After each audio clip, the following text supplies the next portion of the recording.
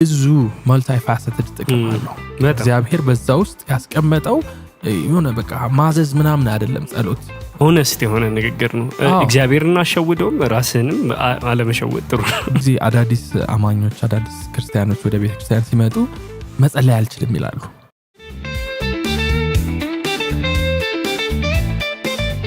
ሰላም እንዴት ናችሁ? የልሳን ፖድካስት አድማጮቻችን አቤኔዘርና መቅድም እናንተ ጋር ነን ያለነው። አቤኔዘርና መቅድም ከእናንተ ጋር ነን ያለነው። ዛሬ ደግሞ የምናወራበት ሀሳብ ጸሎት ነው። እንዴት ነበር እስቲ ወደ ጸሎት ልምምድ ህይወት ውስጥ የገባኸው? ያደኩት በክርስቲያን ቤተሰብ ውስጥ ነው። እናት አባቴ ይጸልያሉ፣ አክስቶቼ ሁሉም ሰው ይጸልያል። ስለዚህ ኦኬ እኔም መጸለይ አለብኝ። ጸልይም እባላለሁ። ስለዚህ እጸልያለሁ። ግን ለኔ እንደ ልምምድ ነው እንጂ የሆነ ትልቅ ቦታ የነበረው ነገር አልነበረም። ያው ቢኖረውም ከምን አንጻር ነው እግዚአብሔር ጸሎት ይሰማል ስለመባል በግርድፍ የወሰድኩት እውነት ነው። ምን አረግ ነበር ሄጄ እግዚአብሔር ላምቦርጊኒ ይስጠኝ ወይ የሆነ አላ ፊልም ላይ የምታያቸውን ነገሮች ከዛ ሀፕን አያረግም። ስለዚህ ኦኬ ጸሎት ልምምድ ሆኖ ብቻ ይቀራል።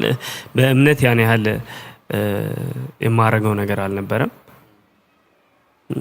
ለኔ እንደዛ ነበር። ጸሎት የሆነ በጣም ፕራክቲስ ያረኩት ነገር አልነበረም። ሳልክ በሃይማኖተኛ ሀገር ውስጥ እንደመኖራችን መጠን ሁሉም በየሃይማኖቱ ይጸልያል፣ ዱዓ ያረጋል፣ ከፈጣሪው ጋር የሚገናኝበት መንገድ እንደሆነ ይታወቃልና ያው በቤተክርስቲያን ውስጥ ከማደጋችን የተነሳ በጸሎት ዙሪያ ውስጥ በሚጸለይበት ጉባኤ ውስጥ በሚጸለይበት ቤተሰብ ውስጥ ስላደግን ጸሎት ለኛ አዲስ ነገር አይደለም።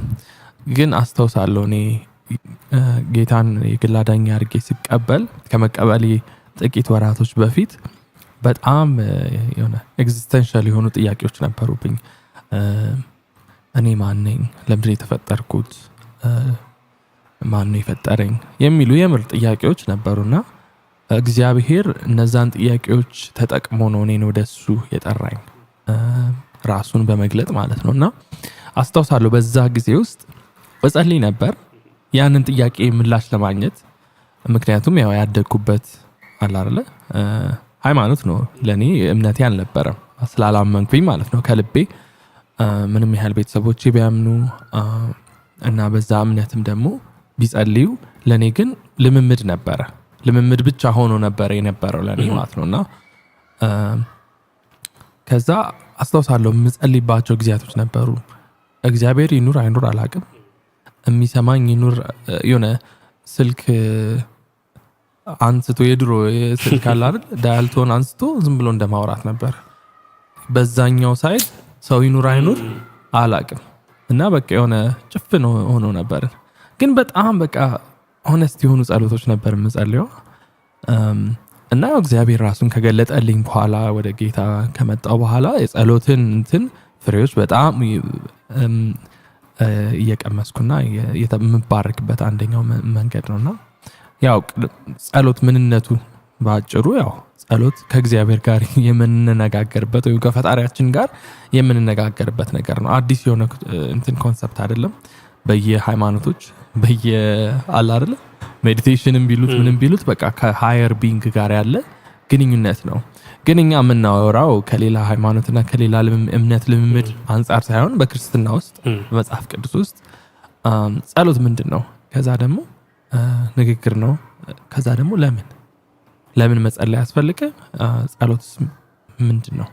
in that sense እኔ ቀጥታ የመጣልኝ ሀሳብ ምንድን ነው፣ ጸሎት የእምነታችን መገለጫ ማሳያ ነው ማለት። እኛ እናምናለን፣ ክርስቲያኖች ነን፣ በክርስቶስ እናምናለን ካልን አንድ ልናደርገው የሚገባ ነገር ጸሎት ነው። ለምን እንላለን? አዳም ከእግዚአብሔር ጋር ልክ በኤደን ገነት አብሮ ነበር እንዳለ ያውቃል። እግዚአብሔር መኖሩን ያውቃል፣ ያየዋል። ስለዚህ ምን ያደርገው? ያዋራዋል። እግዚአብሔርም እንደሚያዋራው እግዚአብሔር ስለሚያዋራው አዳምን መልሶ እግዚአብሔርን ያዋራዋል። ያ ኮሚኒኬሽን አላቸው። አሁን በዚህ ጊዜ ላለን እኛ እንዴት ነው ታዲያ የሚሰራው? አጠገባችን የሆነ የሚያዋራን ሰው የለም። እግዚአብሔር አባት አምላክን አቤት ምናምን አንሰማም። ያንን ነገር ገብቶሃል? ታዲያ ለእኛ ምንድን ነው? እኛም የእምነታችን መገለጫ ነው። እምነታችን ምንድን ነው? እምነታችን እግዚአብሔር አንደኛ እንዳለ ከቤሲኮቹ እንጀምር በሚለው ማለት ነው። እግዚአብሔር እንዳለ እናምናለን። እግዚአብሔር ታላቅ እንደሆነ እናምናለን። እግዚአብሔር እኛ ልጆቹን ሊያዋራ እንደሚፈልግ እናምናለን። ስለዚህ ምንድን ነው ማድረግ ያለብን? መልሰን ማዋራት አለብን ነው። እኔ አንተ አጠገቤ እንዳለህ እያየሁ ካላዋራሁክ የሆነ ትንሽ እንትን ይላላ፣ ዊርድ ነው፣ ኦፍ ነው። ምክንያቱም አብሮህ ያለን ሰው አብሮህ የሚያዋራህን ሰው ታዋራዋለህ። አለማዋራታችን ያለማመናችን እንደውም አመላካች ነው ብዬ የማስበው። በጣም ትክክል። ምክንያቱም እግዚአብሔር የሚናገር የሚያወራ አምላክ ነው። ከዘፍጥረት 1 ጀምሮ እግዚአብሔር ይናገራል። ሰው ይህንን ቢቀበለውም ባይቀበለውም ማለት ነው። እግዚአብሔር የሆነ ከሩቅ ያለ ሚስቲሪየስ የሆነ ነገር አይደለም። እግዚአብሔር ምንድን ነው ቃሉ ራሱ የሚለው አይደለ? አይን ያለው በእውነት አያይን ምን፣ ጆሮ ያለው አይሰማም ምን ይላል አይደለ? ኦብቪየስሊ እግዚአብሔር መንፈስ ነው፣ ጆሮና አይን አለው ከማለት አንጻር ሳይሆን የሚናገር አምላክ ነው። ራሱን የሚገልጥ አምላክ ነው። በብዙ መልኩ እግዚአብሔር ራሱን ገልጧል። ከዛ ደግሞ በዘመናት መጨረሻ ይላል አይደል? ዕብራውያን 1 በልጁ በክርስቶስ ራሱን ገልጧል። ስለዚህ ይሄንን ራሱን የገለጠን አምላክ ለሱ ምላሽ የምንሰጥበት ነው። አንድ እሱ ነው። ሁለተኛው ደግሞ ማለት ነው አዳም ሲፈጠር አሁን ነው እያሰብኩት ያለሁት። I'm sure he had those existential ጥያቄዎች። ለምንድን ነው እዚህ ያለው? ማንኝ እኔ ማንኝ አዳም ምንድን ነው ገባህ አይደል? እና ምን ለማለት ነው እኛ ከሱ ነው የማንነታችን ጥያቄ የሚመለሱልን። በሱ ዲፔንድ የምናደርግ በሱ ተደግፈን ያለን ሰዎች ነን። ያለን ፍጡር እስከመሆናችን ድረስ ማለት ነው። ስለዚህ እሱ ደግሞ በሱ ደግሞ የምንደገፍ ከሆነ ካለሱ ደግሞ መኖር ማንችል ከሆነ በሱ ከሆነ እስትንፋሳችን የሚቀጥለው እሱ ጋር መነጋገር አለብን። ከሱ ጋር ኮሚኒኬት ማድረግ አለብን። ኮንታክት መፍጠር አለብን። በጣም በጣም አሪፍ አይ ቲንክ አፕሮች ነው የወሰድከው። ለምን እንደሆነ ታውቃለህ? አሁን አዳም አለ እስኪ ሄደን ግራውንድ ዜሮ ላይ ሄደን እናስበው።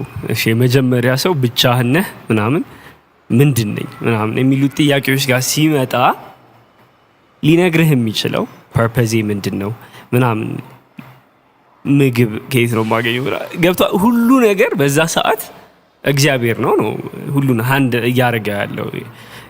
ሌላ ሰው ነው ብሎ ሊያስብ አይችልም። ስለሰራው ነው ብሎ ሊያስብ አይችልም። በቃ ዲፔንደንሱ ይገባዋል አዳም እዛ ጋር ማለት ነው። እና አሁን ያልከው ይሄ ወደ ዲፔንደንስ ወደ መደገፋችን እግዚአብሔር እኛን የሚያኖረን እሱ እንደሆነ ማወቅ ጋር ስታያይዝልኝ ደስ ያለኝ እሱ ነው። እኛም አሁን አንዳንዴ ልባችን ኦኬ ሰርቼ ብሬን አገኘው እንትን ብዬ እንትን አደረግኩኝ ያ ይሄ ነው ፐርፐዝ ይሄ ነው ምናምን ብለን ራሳችን ልንዋሽ እንችላለን እንጂ ትክክለኛውን እውነት ሊሰጠን የሚችለው ስለ እነዚህ ነገሮች እግዚአብሔር ነው። ስለዚህ መደገፍ ያለብን እግዚአብሔር ነው ለሁሉ ነገር። ስለ ፐርፐዛችን ለማወቅ ስለ የሚቀጥለው ምግባችን ሁላ ማለት ነው፣ ስለ እስትንፋሳችን ሁሉን የሰጠን አምላክ እሱ እስከሆነ ድረስ መደገፍ ግድ ይለናል። መደገፋችንን ደግሞ የምናሳይበት ትልቁ መንገድ ጸሎት ነው። በጣም ለዛ ነበር አሪፍ ነው። እና ያው በሱ እንደምንደገፍ የምናሳይበት አንደኛው መንገድ እሱ ነው። እሱ እንደፈለገው ያደርጋል። እሱ የፈቀደውን ይፈጽማል። ግን አንዳንድ ጊዜ ሰዎች ምን ይጠይቃሉ? እግዚአብሔር ሉዓላዊ ከሆነ እግዚአብሔር የሚፈልገውን የሚያደርግ ከሆነ ታዲያ ለምንድን ነው እኛ መጸለይ የሚያስፈልገን? የኛ ጸሎት ማለት ፍጡራን ነን።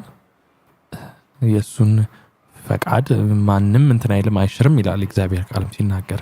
ስለዚህ ታዲያ እንዴት ነው የኛ ጸሎት ምንድን ነው? እርባና አለ ወይስ ዝም ብሎ ይሄ ቴራፒውቲክ የሆነ አለ አይደለ? ተናገርኩ ብሎ የሆነ ዝም ብሎ አልቅሰህ የሆነ የሚወጣልህ አይነት ነገር አለ። እንደሱ አይነት ነገር ነው ወይ ጸሎት ብለው ሊጠይቁ ይችላሉ። ሜቢ ስለሱ የምንላቸው ነገሮች ካሉ አንድ ሁለት ነገር። የመጀመሪያው ይመጣልኝ መጽሐፍ ቅዱስን ስናንም መጽሐፍ ቅዱስ እንድንጸልይ ይገፋፍ ኮማንድም ያደርገናል። መግፋት ብቻ መገፋፋት የሆነ አንድ ሀሳብ ጸልዩ ነው፣ ሳታቋርጡ ጸልዩ ምናምን የሚሉ ቨርሶችን ማየት እንችላለን። ምን እያለን ነው መጽሐፍ ቅዱስ? ኦኬ እግዚአብሔር ያዘጋጀው መንገድ ይሄ ነው። እና ኮማንድ እናረገዋለን ግን መጽሐፍ ቅዱስ ኮማንድ ያደርገናል። ስለዚህ ለዛ እንጸልያለን። በጣም ያ እግዚአብሔር እንድንጸልይ ስለሚያዘን አይደለ? ያው ቅድም ያልከው አንደኛ ተሰሎንቄ ምዕራፍ 5 ቁጥር 16 ላይ እንደዚህ ይላል፣ ሁልጊዜ በጌታ ደስ ይበላችሁ፣ ባለማቋረጥ ጸልዩ፣ በሁሉም ነገር እግዚአብሔርን አመስግኑ፣ በኢየሱስ ክርስቶስ ባላችሁ ሕይወት እግዚአብሔር ከእናንተ የሚፈልገው ይህ ነውና። እግዚአብሔር ከኛ የሚፈልገው ሳናቋረጥ እንድንጸልይ ነው። በኋላ እናወራበታለን ምን ማለት እንደሆነ ሳያቋርጡ መጸለይ። ግን አንደኛው እግዚአብሔር ስላዘዘን ነው። እግዚአብሔር የገለጠው ፈቃድ ውስጥ እኛ ያለማቋረጥ እንድንጸልይ ይፈልጋል ማለት ነው። ያ ግን የእኛን ድምፅ መስማት ስለሚፈልግ ብቻ ደግሞ አይደለም። ምክንያቱም ፈቃዱን ዝም ብሎ የሚፈጽም አምላክ ሆኖ እና ዝም ብሎ he's not toying with us አይደለ? የእግዚአብሔር ፈቃድና የእኛን ጸሎት አቃርኖ ማየት መጽሐፍ ቅዱሳዊ አይደለም። የእግዚአብሔር ፈቃድ በእኛ ጸሎት ውስጥ ይሰራል አይደለ? ምንድነው የጻድቅ ሰው ጸሎት በስራዋ ታላቅ ነገር ታደርጋለች ይላል። ያዕቆብ ላይም ደግሞ ምንድነው ኤልያስ እንደኛ ሰው ነበር ይላል። በጸሎቱ ያ ሁሉ የሆነው የእግዚአብሔር ፈቃድ በአንድ በሚያምን ሰው በአምላኩ በተማመነ ሰው ጸሎት ውስጥ እየሰራ ስለሆነ ነው። እና የእግዚአብሔርን ሉዓላዊነትና አለመጸለይን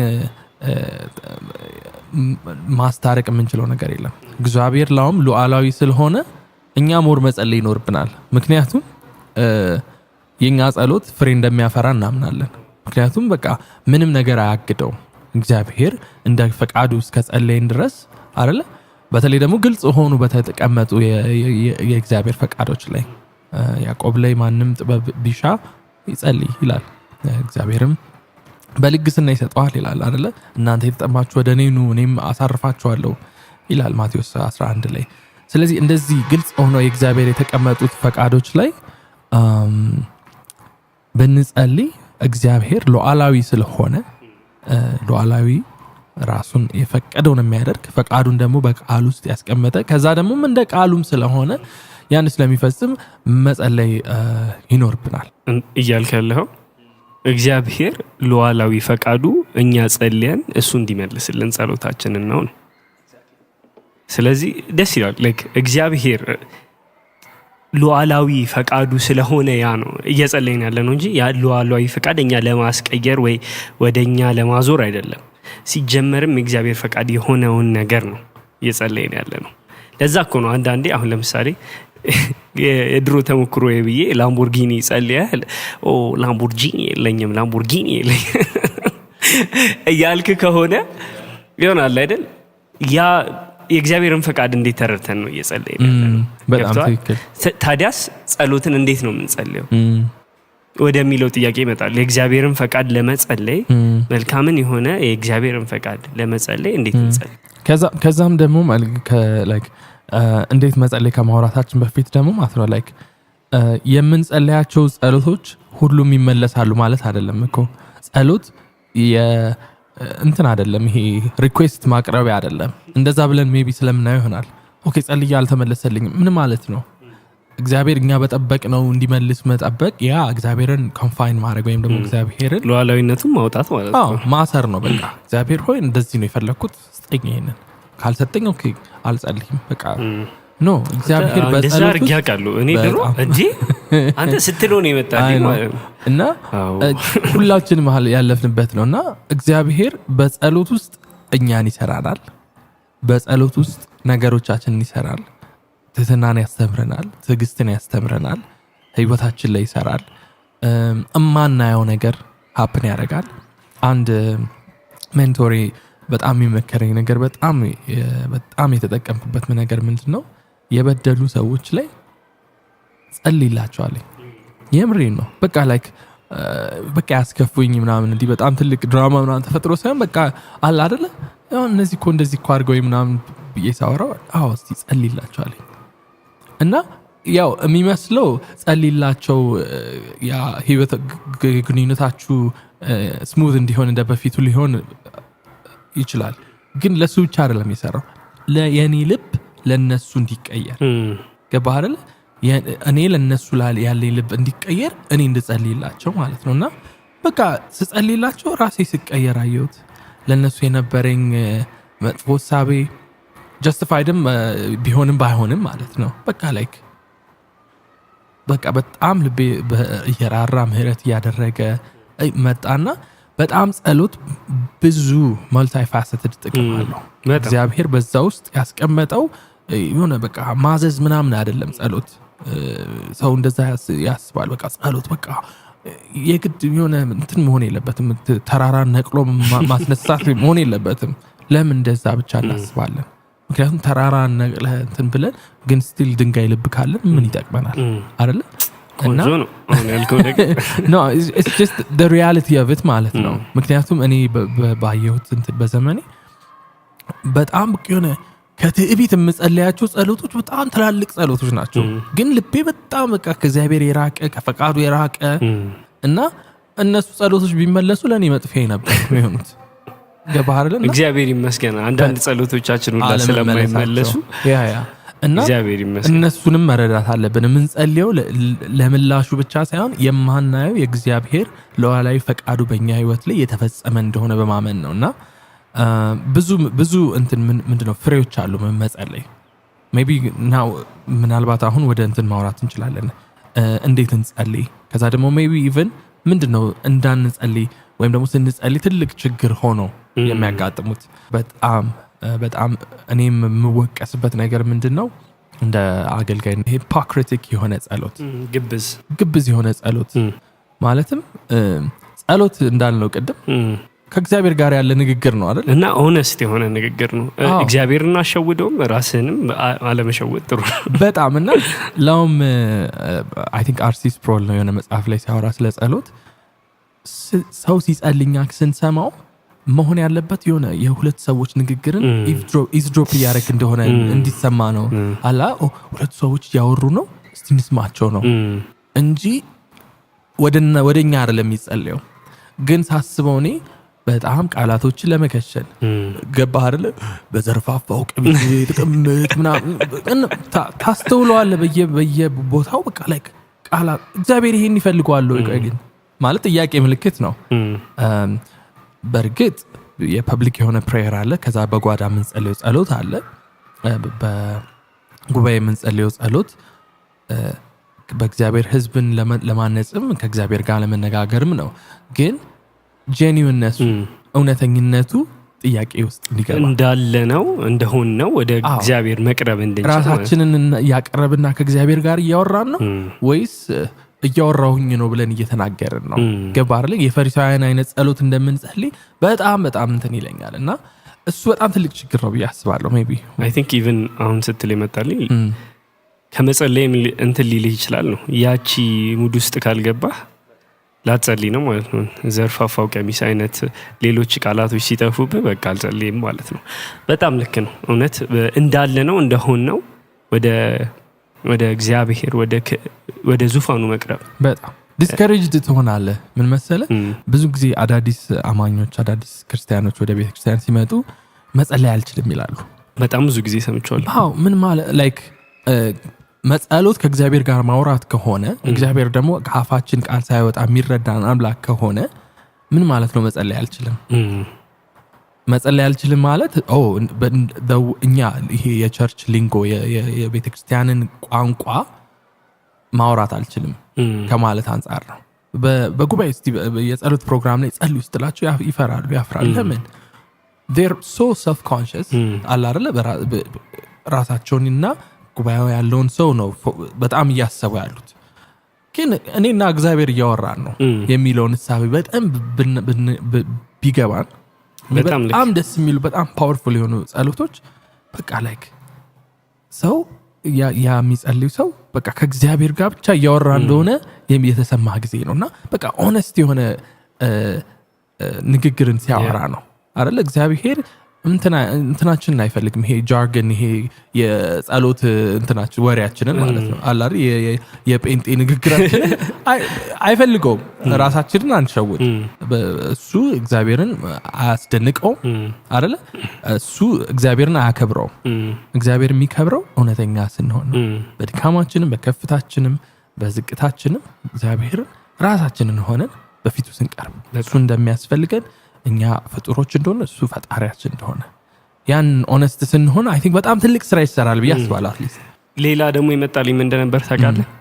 አንዳንዴ በጣም ፕራክቲካል ስናደርገው በጣም እታች ወርደን እስኪ መኝታ ቤት አሁን ልጸልይ ነው። ሌላ የሚያስቸግር ነገር ምን እንደሆነ ታውቃለህ? ቦሪንግ ነው። አንዳንዴ እውነቴን ነው እጸልይና በቃ ይደክመኛል፣ እንቅልፍ ይመጣል ይሆናል። አሁን እኮ ያልከው ነገር እውነት ነው። ላይክ ይታወቀኛል በውስጤ አሁን የዓለም የሰማይ የምድር ፈጣሪ አምላክ እግዚአብሔር ጋር እንዲዘው ብዬ እየጸለይኩኝ ነው። እንደ ገብተዋል ፕሬዚዳንት ጋር ለመግባት ስንት ጣጣ አለው። እግዚአብሔር ጋር ገብቼ ግን ምለው ይሆናል ያደክመኛል። በጣም ፕራክቲካል እናድርገው፣ እውነት እንነጋገር ከተባለ ማለት ነው። እና አንዳንዴ አስበዋለሁ። ይህንን ሳስብ የሆነ መጽሐፍ ያነበብኩት መጣልኝ። ዶናልድ ዊትኒ የሚባል ሰውዬ ፕሬይንግ ዘ ባይብል የሚል መጽሐፍ አለውና ምን ይላል? አንድ ነገር ተመሳሳይ ነገር ነው የምንጸልየው እና በአንድ አይነት ቃላት ነው የምንጸልያቸው። የሆነ እንትን አይደለንም ነው። ስለ መጽሐፍ ቅዱስ ብዙ አዌር ስላልሆነን ስለ መጽሐፍ ቅዱስ ያን ያህል ስለማናቅ ወይ መጽሐፍ ቅዱሳችንን በጣም ስለማናነበው የጸሎት ህይወታችን ጠባብ ናት። ጌታ እግዚአብሔር ምግብ ስለስጠኝ አመሰግናለሁ። አዛኝ ተቀርቦቹን ባርክ በተለይ ክብርን ቆመርዳን በጌታ ኢየሱስ አሜን። ላጡና ለቸገሩ ከመልቀው በረከት ስጣቸው። ኦብቪየስሊ እሱማ ግድ ይላል። ግን ገብተዋላ እያልኩኝ ያለሁት አንዳንዴ ዝም ብለው ቃላቶች ይሆኑና ሚኒንጋቸውን አንድ ቃል ብዙ ጊዜ ስትለው አንዳንዴ ይጠፋብህ የለ የሆነ ድምጽ ብቻ ይሆን የለ የሆነ አንድ ቃል ደጋግመህ ስትለው የሆነ ሳለ ድምጽ ነው ሚኒንጉን ያጣል። ልክ እንደዛ ይሆንብናል ጸሎቶቻችን። ምክንያቱም ያ ልምምድ የሚለው ፕራክቲሳችን ይሄ የድሮ ተመክሯችን ስናወራ ያመጣ ነው። ያ ልምምድ የሚለውን ጸሎቶቻችን ስለሆነ አሁንም እየተገበርን ያለ ነው።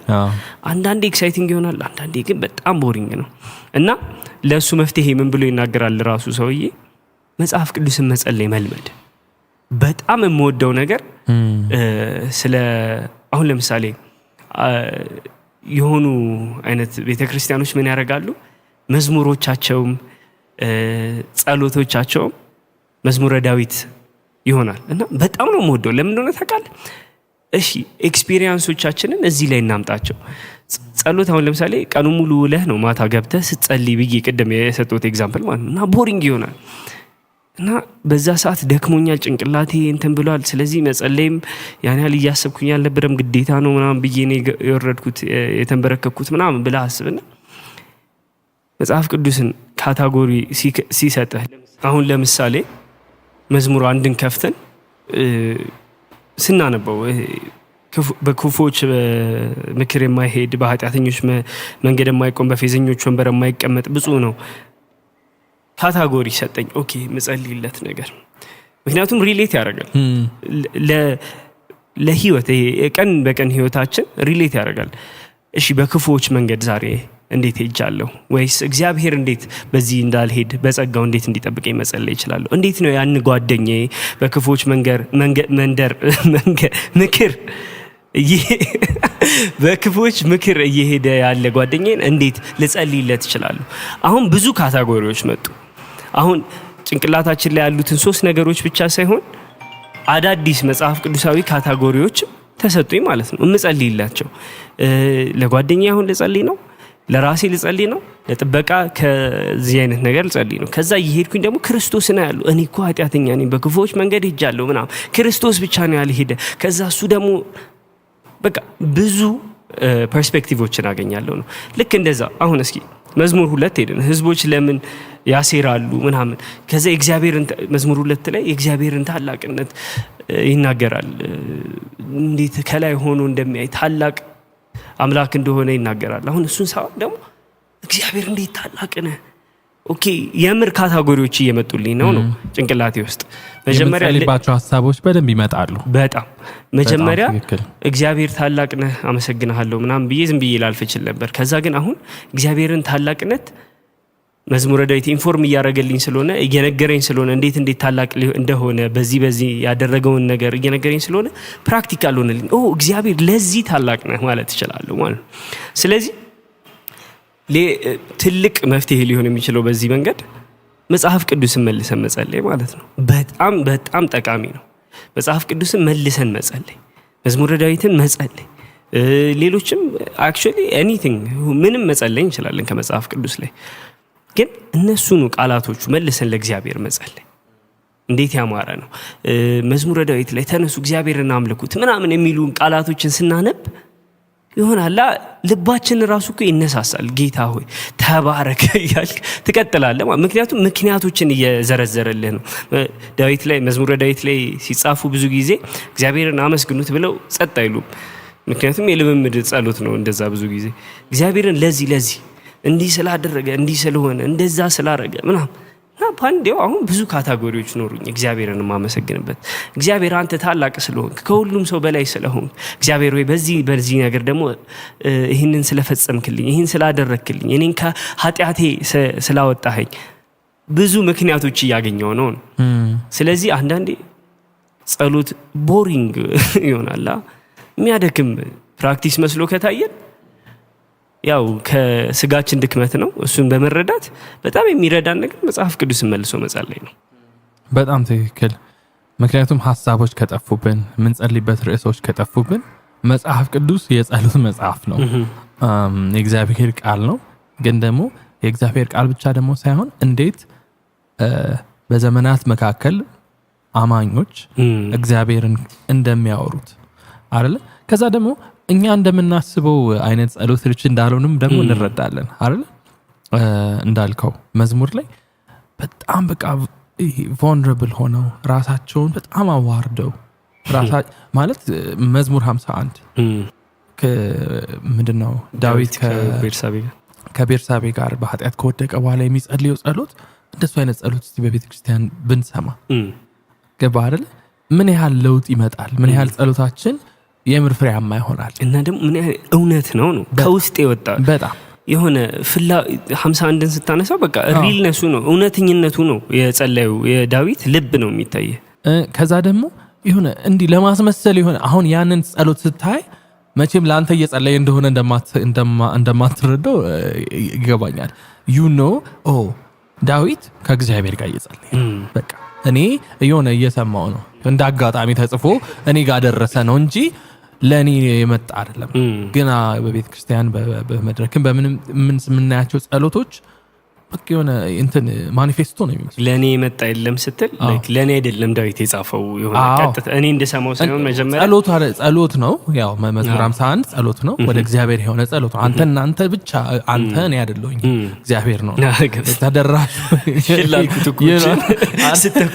እናንተን ብቻ በደልኩ ሲል እኔን አይደለም እያለ ያለው። አሁን እኛ ያለነውን ተደራሾች አይደለም፣ ግን እግዚአብሔር በላዕላዊነቱ አይደለ እንደ እግዚአብሔር ቃል ሆኖ ለእኛ ለትምህርታችን ለመታነጽ አይደለ እስትንፋሰ መለኮት ያለበት የእግዚአብሔር ቃል ሆኖ ተጽፎ ተሰጥቶናል። ከኢንስፓይሬሽን ጋር ያገናኘውት ሳይሆን እንደ ጸሎትነት አይደለ እየተወራ ያለው በቃ ከእግዚአብሔር ጋር እያወራ ያለውን ነገር ነው። እና ከሱ በጣም ብዙ እንማራለን። በጣም ሪል መሆንን እንማራለን።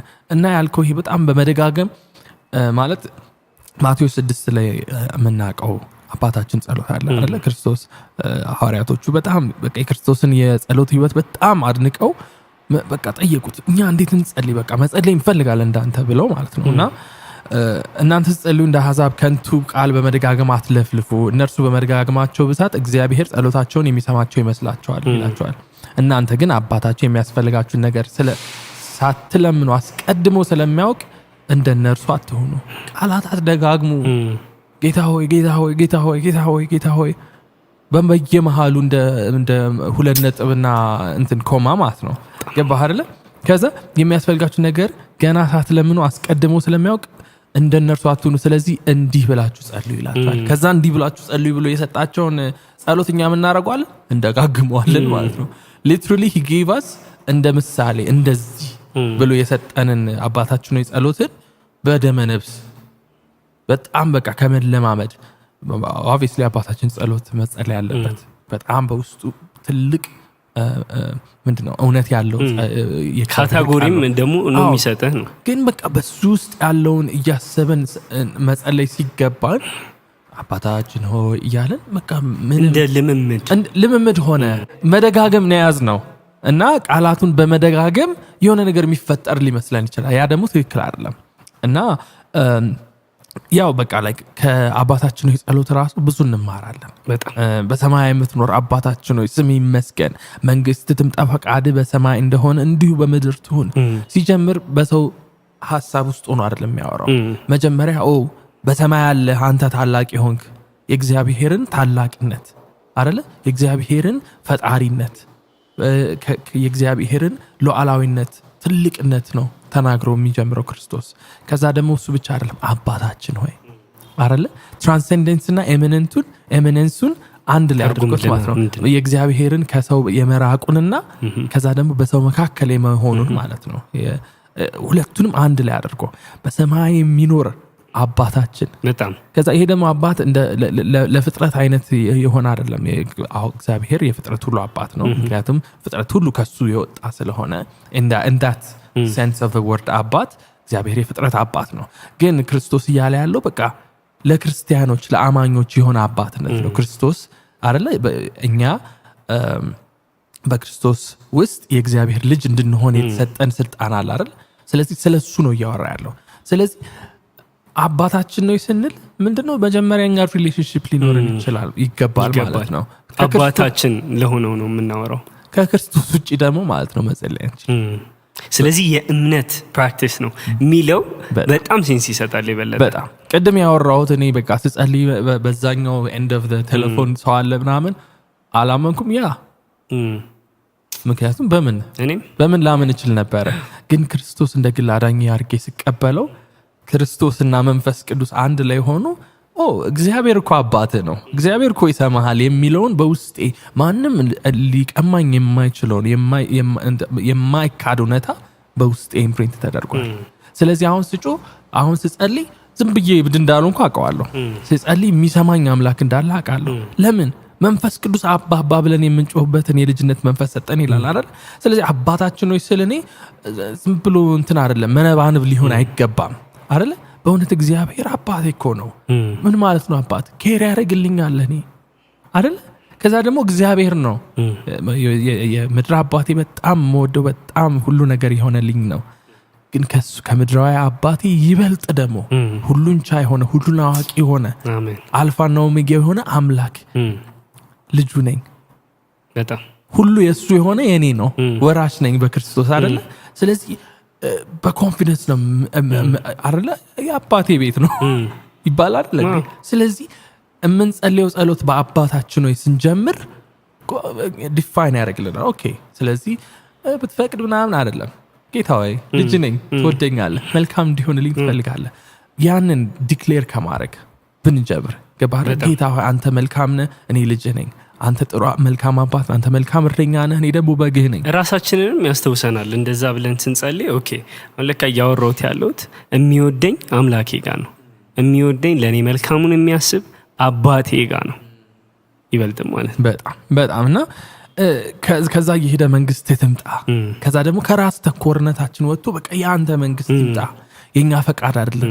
ከዛ ፈቃድ በሰማይ እንደሆነ እንዲሁ በምድር ትሆን፣ በእኔ ህይወት ውስጥ ፈቃድ ይፈጸም። የአንተ ፈቃድ ምንድነው? ክርስቶስ የጸለየው ጸሎት ማለት ነው። በምንድነው? በጌቴሴማኒ ገባ አይደለ? በቃ ላይክ ቢቻል እቺ ጽዋ ከኔ ብታልፍ ግን የኔ ፈቃድ ሳይሆን የአንተ ፈቃድ የሚል ያ የክርስቶስ ልብ በእኛ ውስጥ ይኖር። ይሄ ነው በቃ የጸሎታችን አስተሳሰባችን ሊሆን የሚገባው። ከዛ ቀጥሎ ደግሞ የዕለት እንጀራችን ዲፐንደንስ ወደሚለው ቅድም እያወራን የነበር ነው ነገር ይመጣል። እያየሁት ሁለት ሜን ቲም አለው እና አንድ ዴቪድ ፖልሰን የሚባል ጸሐፊም እንደዛ እንትን ይላል። የእምነት ፕራክቲስ፣ ይሄ ጸሎትን የእምነት ፕራክቲስ እንደሆነ በመውሰድ የእምነት ልምምድ እንደሆነ በመውሰድ ሁለት ዋና የሆኑ ሀሳቦች አሉት። አንደኛው የኛን ኒድ የኛን የሚያስፈልገንን ነገር የመጠየቅ አለው።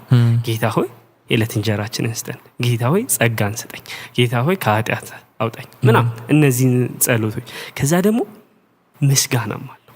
ስለዚህ አሁንም እያየሁት ያለሁት ይህንን ነው። በጣም ጥያቄዎች አሉ፣ ኒዶች አሉ፣ ከዛ ደግሞ ምስጋና አለ። እነዚህን ሁለት አጠገብ ለአጠገብ አድርጎ ነው የሚሄደው። ምን እንደመጣልኝ ታውቃለህ? ይህን ስናነብ ቆላሲያስ መጽሐፍን እንደ ኮሚኒቲ ግሩፕ አለን እና እዛ ላይ ስናጠናው እንደ ዋና ሀሳብ መጽሐፉ ላይ ያየነውን ካስታወስክ ጳውሎስ በተደጋጋሚ ይል የነበረው ታንክስጊቪንግ ምስጋና እና ምስጋና እግዚአብሔር ይህንን ሁሉን ነገር ያደረገልን እሱ የሚያደርግልን እሱ ሊያደርግልን የሚችለው እሱ እንደሆነ በማመን ሁሌ ማመስገንና ደግሞ መጠየቅ ፔቲሽን ጌታ ሆይ እንዲህ ብታደርግልኝ እንዲህ ብታደርግልኝ እነዚህ ሁለቱ ፕራክቲሶች በጸሎት ውስጥ ሪፍሌክት እያደረግን መሄድ እንችላለን። አሁን የአባታችን ሆይ ጸሎት ላይ እንዳለው እግዚአብሔርን ይህንን አርግልን ጌታ ሆይ እናመሰግንሃለን አርግልን እናመሰግናለን። እነዚህ ሁለቱን እጅ ለእጅ አያይዘናቸው ነው መጸለይ ያለብን እና እንደዛ ነው ማየት ያለብን። ከዛ ደግሞ ቅድም ሳንረሳው እንመለስበታለን ያለው ሳታቋርጡ ጸልዩ የሚለው እንዴት ነው የጸሎት ልምምዳችን ውስጥ እንዴት ነው ሀፕን የሚያደርገው? ምክንያቱም የጸሎት የማይቋረጥ የጸሎት ፕሮግራም ውስጥ ተሳተፉ የሚል አይነት ትእዛዝ እንዳልሆነ ማንኛውም ኮመን ሴንስ ያለው ሰው ሊረዳ ይችላል። ምክንያቱም እንዲምለው there was a time እኔ እንደዛ ማስብ የነበረ በጣም በቃ ራሴን የሆነ ካቋር የሆነ ከዛ እሱን ወስድና መጥፎ ሄርሜኔቲክስ እዚህ ጋር ነው የሚጎዳ ማለት ነው። ይሄን ተወስድና ትክክለኛ ያልሆነ የመጽሐፍ ቅዱስ አተረጓጓም ለዚህ ነው የሚጎዳ ማለት ነው። ይሄን ተወስድና ለአንድ ሰዓት ተጉዘ እንደ አቃታችሁ ስለዚህ አንድ ሰዓት አይደለም ሳታቋርጥ ገባህ አይደል? እዚህ ጋር የሆነ ያንን አንድ ላይ አርጋቸው እንደ አንድ ሐሳብ አርገህ በቃ ስለዚህ ሳላቋርጥ ነው መጸለይ ያለብን እና ነው እንደሱ ሳይሆን ምሳ ብሬክ አለው ይሄ ነገር የሚያስብል ነገር ማለት ነው። ግን ቃላት በመደጋገም አይደለም ካልን ክርስቶስም እንደ ምንድነው ደቀ መዛሙርቱ እንዳስተማራቸው ማለት ነው። ቃላት በመደጋገም አይደለም እግዚአብሔር ገና ሳንናገር ካፋችን ያለውን ያውቃል ካልን ምን ማለት ነው? ሳታቋርጡ ጸልዩ ማለት በዛ ልብ መኖር ማለትም እኔ እግዚአብሔር ቅርቤ እንደሆነ በማወቅ መመላለስ አይደለ? በቃ መንገድ ላይ ሄድኩኝ ነገር ሀፐር ሳይቆ በውስጤ የግድ አፌን ያንቀሳቀስኩኝ መጸለይ ላይኖርብኝ ይችላል። ለሰዎች አይምሮ መጠንቀቅ ስለሚኖርብኝ ግን በውስጤ ጌታ ሆይ ያልኩ ያዋራው መሄድ ገባህ አይደለ? በቃ ኮንስታንት የሆነ ኦፕን ላይን ኦፍ ኮሚኒኬሽን ሊኖረን ይገባል ከእግዚአብሔር ጋር ክፍት የሆነ በቃ የማውራት ከዛ ደግሞ እሱን ደግሞ ለመስማት ቃሉን ማንበብ ቅድም ብለዋል። ቃሉን መጸለይ ያለብን ከዛ ደግሞ ቃሉን ስናነብ ደግሞ እሱንም እንሰማዋለን እግዚአብሔርም ሲናገር ማለት ነው። መተንፈስ ወደ ውስጥ መተንፈስ ነው፣ ወደ ውጭ መተንፈስ ነው። ወደ ውስጥ ስንተነፍስ የእግዚአብሔርን ቃል እያነበብን ነው። ስንጸልይ ደግሞ የእግዚአብሔርን ቃል ወደ ውጭ እያወጣን ነው እየተነፈስነው ነው እና አንዱን አርገን አንዱን አለማድረግ አንችልም አይደለ? ስለዚህ እሱን በማድረግ የጸሎት ልምምዳችንን ይበልጥ ማሳደግ እንችላለን። ያነሳናቸውንም ደግሞ ሀሳቦች ችግሮች ለጸሎት ደግሞ በጣም እንዲከብድ የሚያደርጉ ነገሮችንም ደግሞ መቅረፍ እንችላለን። ያው በጣም ኮምፕሬሄንሲቭ የሆነ እንትን አይደለም ወይም ደግሞ በጣም ሁሉንም ሀሳብ ስለ ጸሎት ያለን እንትን በአንድ ፖድካስትም ለማውራትም ይከብዳል። ግን በቃ ያው ይሄንን ልብ እኔም ማይኪም በጣም በጸሎት እናምናለን። ያው ኦብቪየስሊ ግን በጣም እንጠቀምበታለን። እኔም እንዲሁ በግሌ በጣም መጽሐፎች እያነበብኩኝ ነበረ በዚህ ጉዳይ ላይ ምክንያቱም የጸሎት ህይወቴን ይበልጥ ማሳደግ ስለምፈልግ ምክንያቱም በጣም በጣም በክርስትና ህይወት ውስጥ በጣም ወሳኝ ሀሳብ ስለሆነና ዲስክሪፕሽን ውስጥ እናስቀምጥላቸዋለን እንዲያነቡ ሪሶርስ ከፈለጉ በጸሎት ዙሪያ ሌሎችም ነገሮች ማንበብ ከፈለጉ በጸሎት ዙሪያ እዛ ላይ እናስቀምጥላቸዋለን። ሜቢ የመጨረሻ ሀሳብ ካለ በሱ እንቋጨው። እኔ ቅድም ዲፐንደንስ ብለህ ያነሳው ወይም እግዚአብሔርን በመደገፍ በመመርኮዝ የእምነት የሆነ ልምምድ የሚለው ሀሳብ በጣም አይ ቲንክ የበለጠ ልናስብበት የሚገባ ነውና ጸሎትም እንደዛ ተረድተ ነው ከትሁት ልብ እግዚአብሔር ታላቅ ነው እኔ አይደለሁም ስለዚህ እንደ የቅድሙ ጥቅስ ሳታቋርጡ ጸልዩን ስናነብ ሴንስ ይሰጣል። እኔ ያለኝ ምንም ነገር እታች ድረስ መውረድ እንችላለን። እስከ እስትንፋሳችን ድረስ ብንወርድ በሱ ምክንያት ነው ያለኝ፣ በእግዚአብሔር ምክንያት ነው ያለኝ። የሚያኖረኝ እግዚአብሔር ነው፣ የሚያጸናኝ እግዚአብሔር ነው፣ ያዳነኝ እግዚአብሔር ነው፣ በመዳን የሚያጸናኝ እግዚአብሔር ነው ብሎ በማመን አይ ቲንክ ሁሉንም የህይወታችን ክፍል ሙሉ ቀናችንን ከሱ ጋር በማውራት እኔ እችለዋለሁ የሚባል ነገር የለም። እኔ በራሴ ቺን እግዚአብሔር 80% እኔ 20% የሚባል ነገር እንደሌለ በማወቅ ፕሬየርፉሊ ሁሉን ነገር እኔ ካንተ ጋር ላለኝ ጓደኝነት፣ ከቤተሰቦቼ ጋር ላለኝ ነገር፣ ለስራዬ፣ ለፌትፉልነሴ፣ ለታማኝነቴ፣ ለሁሉ ነገር ቀኑ ሙሉ ታክሲ ሰልፍ ላይ ስናደድ ፀሐይ ሲመታኝ ጭንቅላቴ ጌታ ሆይ ልቤ ምን እንደሆነ አላውቅም፣ ትንሽ ደብሮኛል፣ እባክህ እርዳኝ፣ ጸጋህን ስጠኝ፣ ደስተኛ እንደሆነ እርዳኝ። ቤሲክ ነገሮች ድረስ ማለት ነው። እነዚህን ጸሎቶች በመጸለይ በቃ እግዚአብሔር ላይ የበለጠ እግዚአብሔርን እየተደገፍ ነው ምርኩዛችን እንደሆነ እያወቅን እያመን ነው። ይህም ፕራክቲስ ብንቀጥል በጣም መልካም ነው እላለሁ። በጣም እና እሱ ላይ ለመጨመር እኔ አንድ በጸሎት ልምምድ ራሴን እንዳድግ ስፈልግ ምንድነው ያደረኩት? ጸሎት ወደ ልቤ ሲመጣ ለመጸለይ። ምክንያቱም ጸሎት ይሄ በጣም ፓወርፉል የሆነ ነገር ከመሆኑ የተነሳ ዓለም፣ ስጋ፣ ሰይጣን በጣም አጌንስት የሚሰሩት ቃሉን እንደማንበብ በጣም ተቃርኖ የሚሰሩት ነገር ነው እና ወደ ልቤ ጸሎት ሲመጣ ኦኬ ዝም ብሎ ነው አለ ማለት መንፈስ ቅዱስ ነው ወደ ልቤ ያመጣው ይሄንን እና ሰው ወደ ልቤ ሲመጣ ለዛ ሰው ኦኬ አስቤ ኦኬ ሲል ደውላቸው አይደለም ልጸልይላቸው ነው። እኔም ሰዎች አስበንህ ነበር ሲሉ ጸልዩልኝ ነው የምላቸው እና ይሄ ዝም ብሎ ከልምምድ የሆነ ለምዶብኝ ሳይሆን ወደ ልባችሁ ከመጣው ጸልዩልኝ። that's the best thing you can do ለኔ መልካም ነገር ማድረግ የምትችሉት ነገር ለኔ መጸለይ ነው። ምክንያቱም ጸሎት በቃ ትልቅ ማናየውን ነገር ነው የሚሰራው። እግዚአብሔርን ያንን ሁሉን ቻይ የሆነውን አባት የሚያንቀሳቅሰው ነው አይደል? ሉዓላዊ የሆነው ፈቃዱ በጸሎታችን እየተፈጸመ ስለሆነ በቃ ሲመጣልኝ መጸለይ የግድ 30 ደቂቃ 40 ደቂቃ አንድ ሰዓት መሆን የለበትም እኮ። በቃ ጌታው ይሄን ሰው በልቤ ያመጣታል ጸልይልኝ ሰው ደግሞ ሲል ማለት ነው ኦኬ እረሳዋለሁ እዛው መጸለይ እና እንደዚህ አይነት ነገሮችን እነዚህ አይነት ምንድነው ራሳችንን ድካማችንና ደግሞ ውጊያውን ቅድም እንዳልኩት የስጋ ዓለም ሰይጣን መዋጋታቸውን በዚህ መቅረፍ እንችላለን። ከዛ ደግሞ መንፈስ ቅዱስ በውስጣችን አለ አይደለ? በድካማችን የሚቃትት በማይነገር መቃተት በውስጣችን ከእግዚአብሔር ጋር የሚማልድልን ደግሞ አለ። ከዛ ደግሞ ክርስቶስ ደግሞ አለ በአብ ቀኝ ሆኖ ስለኛ የሚጸልይልን ስለኛ አይደለ? ስለ ጴጥሮስ እንደሚጸልይለት ማለት ነው። ስምዖን ሆይ ምንድነው የሚለው? ሉቃስ 22 ቁጥር 30 ስንት ነው? 31 ላይ ቀጥሎም ኢየሱስ ያለ ስምዖን ሆይ እነሆ ገበሬው እንዲሁ ከገለባ በጥሮ እንደሚለይ እንዲሁ ሰይጣን እናንተን ሊያበጥራችሁ ፈለገ፣ ነገር ግን የአንተ እምነት እንዳይጠፋ እኔ ለአንተ ጸልያለሁ፣ እንደገና በተመለስክ ጊዜ ወንድሞችህን አጽና እንደሚለው ማለት ነው። እና ጴጥሮስ 3 ጊዜ ዶሮ እስኪጮህ ድረስ ክዶት የክርስቶስ ጸሎት ግን አጽንቶት በቤተ ክርስቲያን አይደለ እንዳቆየ ሁሉ ክርስቶስን ስለኛ ይጸልይልናል፣ በአብ ቀኝ ሆኖ ስለኛ ይማልድልናል። እና ብቻችንን አይደለን፣ ስንደክም የሚያበረታን መንፈስ ቅዱስ አለ በውስጣችን የሚቃተት ክርስቶስም ደግሞ አለ ማለት ነው ስለኛ የሚጸልይልንና በዚህም ደግሞ እንጽናና። እግዚአብሔር ስለሚጸልይልን እግዚአብሔር ወልድ እግዚአብሔር መንፈስ ቅዱስ ስለሚጸልይልን አይደለ እኛም ደግሞ እንጸልይ። አሜን። ያ አይ ሆፕ እንደተጠቀማችሁበት ጋይዝ። በጣም ብዙ ፓሽን እንዳለው ቢሃይንድ ዲስ እንደምትረዱ ተስፋ እናደርጋለን። እንዳልነው ቅድም መጽሐፎችና ሪሶርሶችን ከስር እናስቀምጥላችኋለን። ሀሳብ አስተያየት ካላችሁ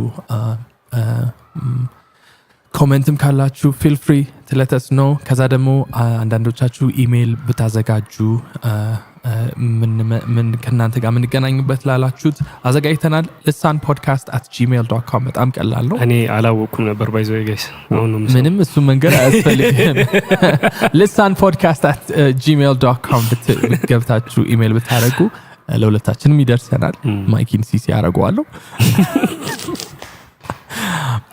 በሱ ታገኙናላችሁ። በሰፊው ማውራት እንችላለን። በዛ ላይ በጣም እንወዳችኋለን። እንደምትባሩክበት ተስፋ እናደርጋለን። የምትጠቀሙበት ከሆነ ለሌሎች በማጋራት ይሄ እንዲደርስ ለብዙዎች በማድረግ እንድትተባበሩን በጌታ ፍቅር እንጠይቃችኋለን።